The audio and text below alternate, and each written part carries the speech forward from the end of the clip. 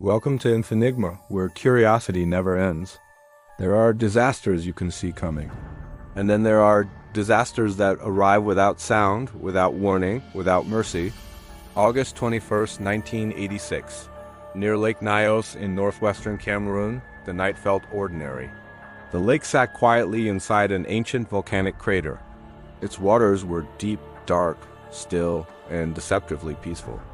Villagers nearby finished dinner. Children fell asleep. Cattle rested in open fields. At approximately 9 p.m., a low rumble echoed beneath the lake's surface. Some survivors later described it as distant thunder. Others compared it to a muffled explosion rising from underground.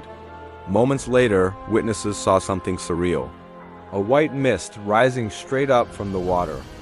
It wasn't smoke, it wasn't steam, it was carbon dioxide. For years, volcanic activity beneath the lake had been slowly leaking CO into the depths.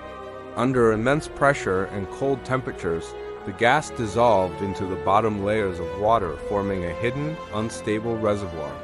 Lake Nyos had become a giant shaken soda bottle. All it needed was a trigger. Scientists still debate what caused the release: a landslide, a small earthquake, a drop in temperature. But suddenly the deep water rose, pressure dropped, and millions of cubic meters of carbon dioxide erupted upward in a violent column. The gas burst from the lake, creating a cloud that spilled over the crater's rim.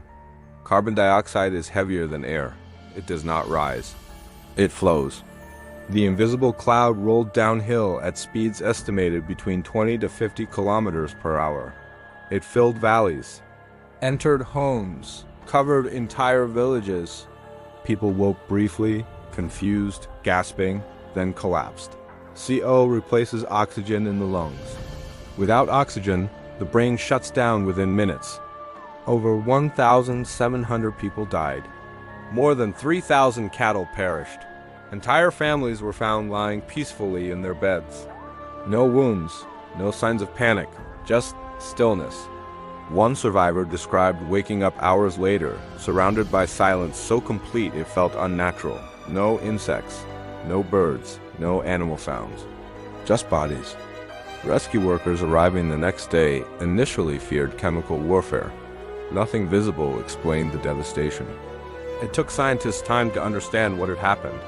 A limnic eruption, one of the rarest natural disasters on Earth. Today, long vertical pipes stand in Lake Nyos, continuously releasing gas from the bottom in controlled streams, preventing pressure from building again. But the lake still sits inside that crater. Still deep, still dark, and it reminds us of something terrifying. Sometimes the most dangerous threat is the air you cannot see.